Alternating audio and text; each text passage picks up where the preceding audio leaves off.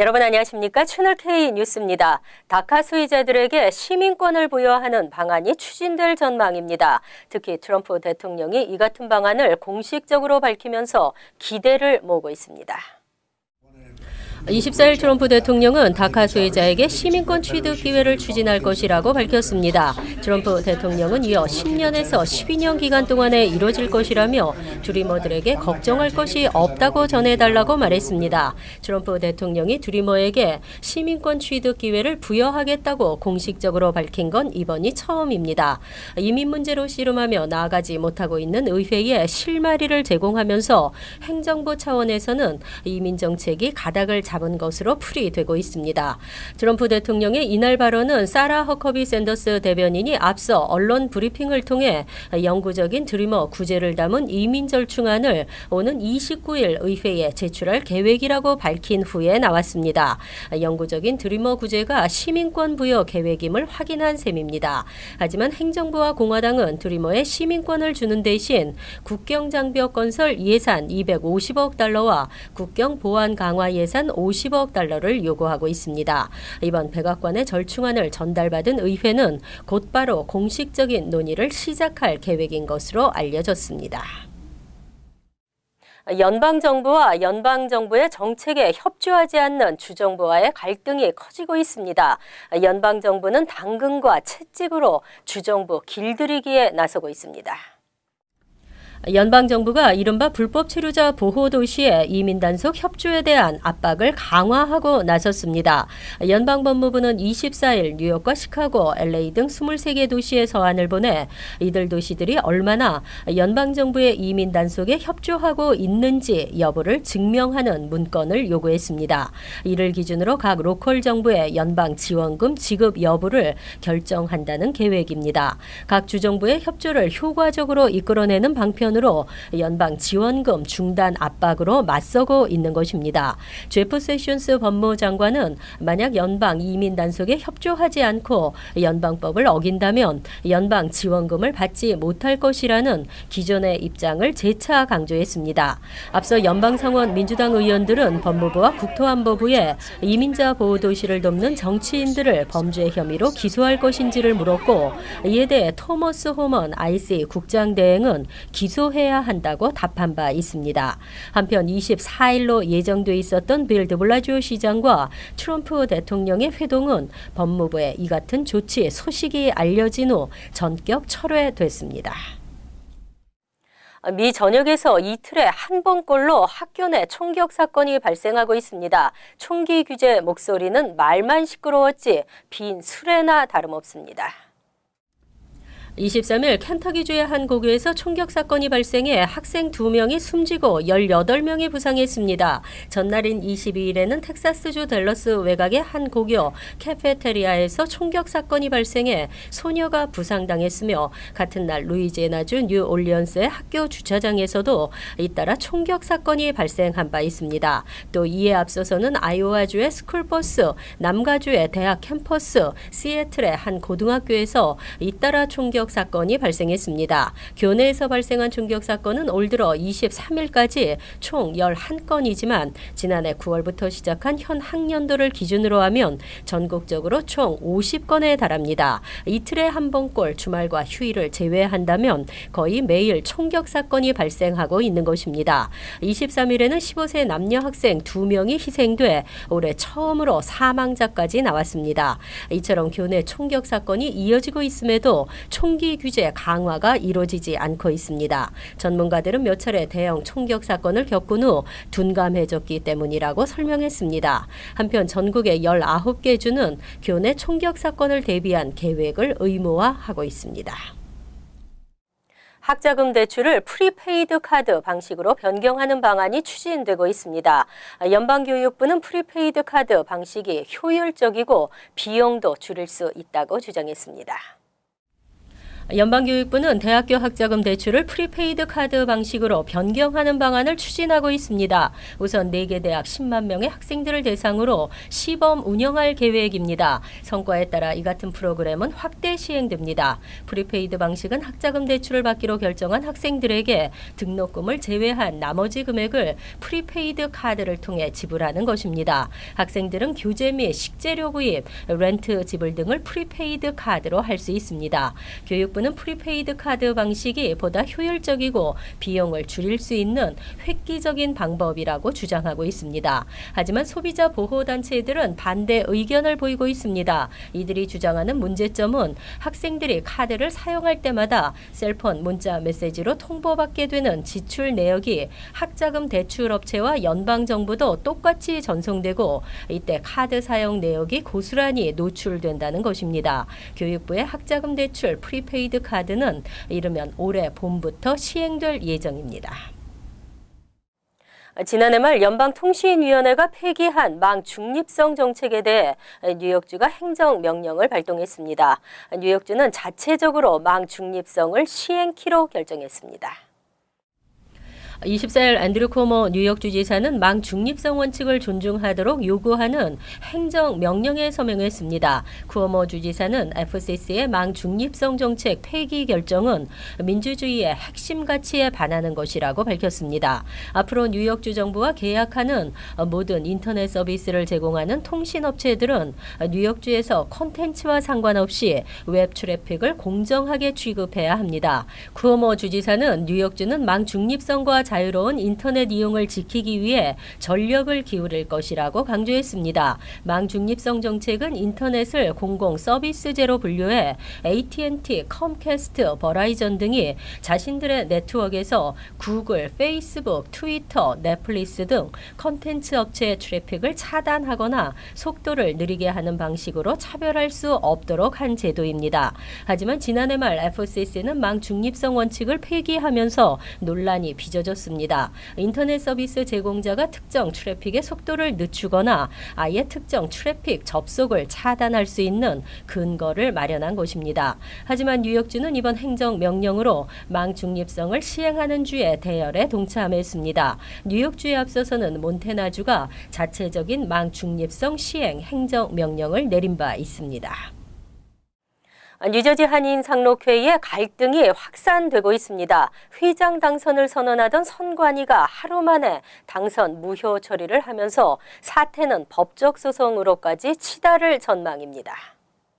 24일 뉴저지 한인 상록회 선거관리위원회는 지난 23일 총회에서 실시된 회장 선거 투표자들에 대한 적법성 여부를 검토해 조만간 다시 선거를 치를 예정이라고 밝혔습니다. 선관위는 회장 선거가 치러지던 23일 경찰 입회하에 실시된 선거 직후 권 회장의 당선을 공식 발표했지만 하루 만에 당선 무효라고 번복한 것입니다.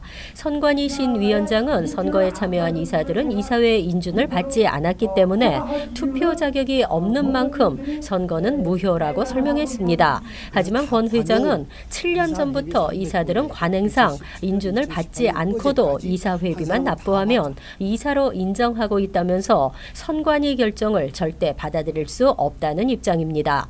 이번 회장 선거에 출마했으나 권영진 회장에게 투표에서 패한 박재희 후보는 권 회장이 선거 무효 결정을 받아들이지 않을 경우 소송을 제기할 것이라고 밝혔습니다. 당초 건축기금 문제를 놓고 시작된 내분이 회장 선거를 거치며 법정 소송전으로 확산될 기미를 보이고 있습니다.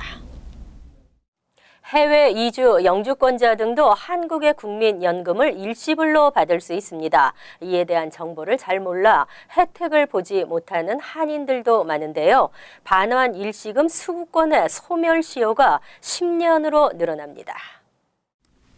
25일 한국의 국민연금 반환 일시금 수급권 소멸시효가 5년에서 10년으로 변경되는 국민연금법 개정안이 시행됩니다. 개정안은 그간 반환 일시금을 받을 권리를 수급 사유가 발생한 날로부터 5년간 행사하지 않으면 소멸시켰던 것을 10년으로 연장해 국민연금 수급권을 한층 강화한 것입니다. 하지만 그 대상자는 최소 가입기간 10년을 충족하지 못하고 60세에 도달한 사람입니다. 사망이나 국외 이주, 국적 상실 등 그 밖에 반환 일시금 지급 대상자의 경우 이전과 같은 5년입니다. 공단 측은 또 국외 이주 등으로 5년 안에 반환 일시금을 찾아가지 않을 경우 일시금 청구 권리는 소멸되지만 수급권이 완전히 사라지지 않고 60세가 된 경우 가입기간 10년을 기준으로 일시 청구 및 연금으로 지급된다고 밝혔습니다. 국외 이주의 목적이 아닌 취업, 학업 등 기타 사유로 외국에 체류하는 경우에는 기간과 상관없이 반환 일시금을 지급받을 수 없습니다. 반환 일시금 청구는 대리인을 선임해 청구하거나 해외에서 우편으로 청구할 수도 있습니다. 영주권자는 한국에 있는 지인에게 위임장을 보내 대리 수령할 수 있습니다.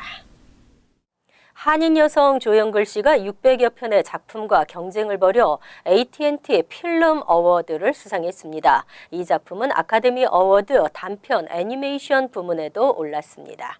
지한샘 기자가 전해드립니다. 2017 AT&T 영화제에서 한인 여성 조영글 씨가 최우수 단편 영화상을 수상했습니다. 이 딜리버리라는 제목의 애니메이션을 출품한 조 씨는 총 664편의 작품과 경쟁을 벌여 1만 달러의 상금과 함께 대상을 차지했습니다. And when I got the first phone call from Sean, I actually ignored it because I thought it was a spam. Yeah, that means I could never imagine I would go this far. So I feel I'm honored, super honored to be here. 3분 50초 분량의 이 영상은 기계들이 분주히 움직이며 성별, 신장, 성격까지 주문대로 제작한 맞춤 영화기를 택배 상자에 실어 배송한다는 충격적인 내용으로 기술의 발전에 따라 위협받는 생명 존엄성에 대해 경고하고 있습니다. 현재 모션 그래픽 디자이너로 활동하는 조영글 씨가 졸업 프로젝트로 제작한 애니메이션 이 딜리버리는 44회 학생 아카데미상과 어도비 디자인상, 유러피언 촬영 감독상, 베를린 플래시 영화제 등 각종 영화제에서 심사위원들의 눈길을 끌었습니다. 현재 조 씨의 작품은 90회 오스카 아카데미 어워드 단편 애니메이션 부문 후보에도 올라 있습니다. 채널 K 뉴스 지한샘입니다. 뉴욕의 병원들이 진료시설 및 서비스 분야에서 낮은 평가를 받았습니다. 반면 뉴저지주 병원들은 대체적으로 우수하게 평가받았습니다. 뉴욕과 뉴저지 인근 한인들이 많이 찾는 종합병원들이 평가에서 차이가 많은 것으로 나타났습니다. 연방 메디케어, 메디케이드 서비스국이 최근 발표한 전국 3,600여 개 병원에 대한 평가 보고서에 따르면 뉴욕 지역의 한인 밀집 지역 내 대부분의 종합병원들이 5점 만점에 1점을 받는 데 그쳤습니다. 다만 롱아일랜드 매나셋의 놀쇼 병원만이 별 3개를 받아 좋은 평가를 받았습니다. 하지만 플로싱 병원과 엘머스트 병원, 뉴욕 장로병원 퀸즈 분원은 최하점인 별 1개를 받았습니다. 진료시설 및 서비스 분야가 심각한 수준으로 평가된 것입니다. 뉴욕주에서는 맨해튼의 NYU 대학병원과 하스피럴 포 스페셜 설저리 등 단 2곳이 만점을 받았습니다. 하지만 뉴저지의 경우에는 주내 병원들이 대부분 우수한 평가를 받은 것으로 나타났습니다. 티네게 홀리네임 병원은 등급이 한 단계 더 올라서면서 지난해 별 4개에서 올해 별 5개 만점을 받았습니다. 모리스타운 메디컬 센터와 세인트 루크스 병원 워렌 분원도 한 점을 추가하면서 이번 조사에서 만점을 기록했습니다. 잉그루드 병원과 해켄색 대학 메디컬 센터는 별 3개를 받았습니다. 이번 조사는 진료 및 시설 안전성, 진료 서비스 질 대비 비용 가치, 수술 후 합병증 발생 여부, 응급실 대기 시간 등을 종합해 점수를 매겼습니다. 이어서 LA 지역 한인사회 소식입니다. 최근 LA 한인타운에서 타인종들이 주 소비층으로 떠오르고 있는데요. 한인 프랜차이즈 기업들도 타인종들의 취향 공략에 나서고 있습니다. 여준호 기자입니다. LA 한인사회 창업 시장에 변화의 바람이 불고 있습니다. 타인종들이 한인타운의 주 고객층으로 급부상하면서 기존 한인 고객 위주의 비즈니스보단 다양성을 중시하고 이를 운영에 적극 반영하는 한국 프랜차이즈 브랜드가 늘고 있기 때문입니다. 타인종 공략을 목표로 한 한국 기업들의 진출이 이어지며 창업 예비자들의 관심도 높아지고 있습니다. 올해는 가능하면 이제 한인타운에서 오픈하는 프랜차이즈 업소보다는 다민족, 다 주류 사회에 이제 참여해서 그쪽에서 이제 비즈니스를 크게 성공할 수 있는 기회를 만들어 드리려고 그런 업소를 저희가 이제 골랐습니다. 특히 한국 기업 브랜드만의 독창성과 다양성은 주류 시장 공략에도 충분히 승산이 있다는 평가입니다. 이 미국에서 워낙 다인종 국가다 보니까 여러 인종을 아우를 수 있는 이런 디저트 브랜드들이 또 많이 진출을 하는 것 같고요. 한국의 이런 디저트가 굉장히 팬시하고 또 트렌디하기 때문에 미국 이 시장에서도 되게 많이 이렇게 시장성을 보시는 것 같습니다. 할리우드 중심부에 입점을 하면서 다양한 인종 그리고 현지인들에게 인기를 입증을 받음에 따라서 한인들 중에 좋은 투자처를 찾고 있는 창업을 희망하는 많은 분들에게 스트리트 추러스가 좋은 투자 옵션이 될 수 있을 것 같아 소개하고 싶었습니다. 최근엔 경쟁력을 인정받은 한국 업체들이 미국 내 대형 마켓으로 진출하는 등 성공 사례도 잇따르고 있습니다. LA 한인상공회에서도 창업 엑스포를 통해 한인 창업 희망자들이 가맹 계약을 맺도록 가교 역할을 하고 있습니다.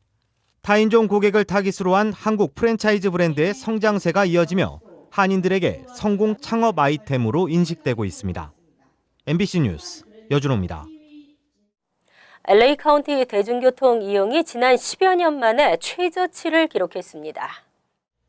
메트로폴리탄 교통공사 MTA 자료에 따르면 지난해 LA 카운티 대중교통 탑승 횟수는 3억 9,740만 건으로 지난 5년 동안 15% 감소했으며 10여 년 만에 가장 낮은 이용률을 기록한 것으로 나타났습니다. 특히 LA 카운티 대중교통 이용률의 대부분을 차지하는 메트로버스와 지하철 이용률도 지난 5년 동안 20%가량 급감한 것으로 알려졌습니다. 이에 대해 전문가들은 우버와 리프트 등 차량 공유 서비스 이용이 증가하고 자동차를 구입하는 주민들이 늘고 있는 것과 더불어 대중교통 시스템의 효율성과 편리성에 대한 문제점까지 불거지는 등 복합적인 요인이 대중교통 이용 감소로 이어지고 있다고 분석했습니다. 한편 메트로 당국은 170개의 노선을 대상으로 서비스 개선을 위한 다각적인 연구를 진행하고 있다고 덧붙였습니다.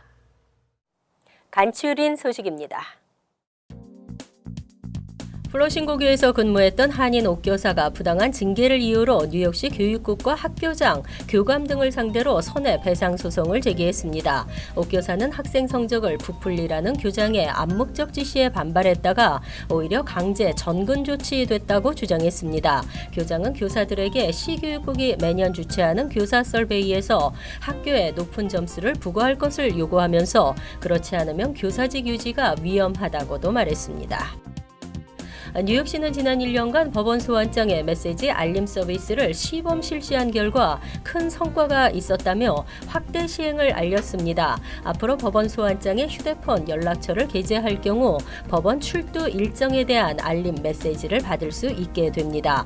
뉴욕시에 따르면 2016년 한 해 동안 소환장을 받은 시민 약 26만 7,800명 중 10만 7천 명만이 법정에 출석했습니다. 소환장을 받고도 출석하지 못하면 벌금형 또는 징역형을 받을 수도 있습니다. 베이사이드 포토트넷이 교정국 훈련시설을 건립하려는 뉴욕시의 계획이 뒤늦게 알려졌습니다. 토니 아벨라 주 상원 의원은 최근 빌 드 블라지오 시장에게 서한을 보내 포토트넷 추진되고 있는 교정국 훈련시설과 시 소방국의 풍력 발전용 터빈 설치 계획에 대한 관련 자료를 공개할 것을 촉구했습니다. 교정국의 피터 스런 공보 담당은 교도소 이전은 검토 대상이 아니다라고 밝혔습니다. 샵라이트 매장 안내 데스크에서 미리 발급받은 키즈클럽 카드를 제시하는 12세 이하 어린이들에게 무려 과일이 제공됩니다. 뉴욕과 뉴저지 일원 매장에서 시행되며 보호자 동반이어야 하고 사과, 오렌지, 바나나 등 지정된 과일 중 하나를 선택할 수 있습니다. 샵라이트 측은 어린이들에게 건강한 간식을 섭취하는 습관을 기르기 위한 목적으로 이 프로그램을 운영한다고 밝혔습니다. 정확한 매장 위치는 웹사이트에서 확인할 수 있습니다. 환율과 증권 소식입니다.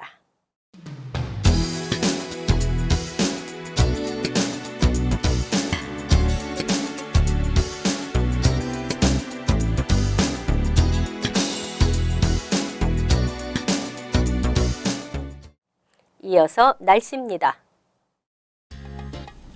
금요일은 춥지 않은 날씨에 아주 맑고 쾌청하겠습니다. 낮 최고 기온은 39도, 섭씨 4도, 밤 최저 기온은 32도, 섭씨 0도로 예상됩니다. 토요일은 포근하겠고 간간히 흐리겠습니다. 일요일 역시 포근한 날씨지만 흐리고 비가 내리겠습니다. 이상으로 채널K 뉴스를 마칩니다. 채널K와 함께 편안한 하루 되시기 바랍니다.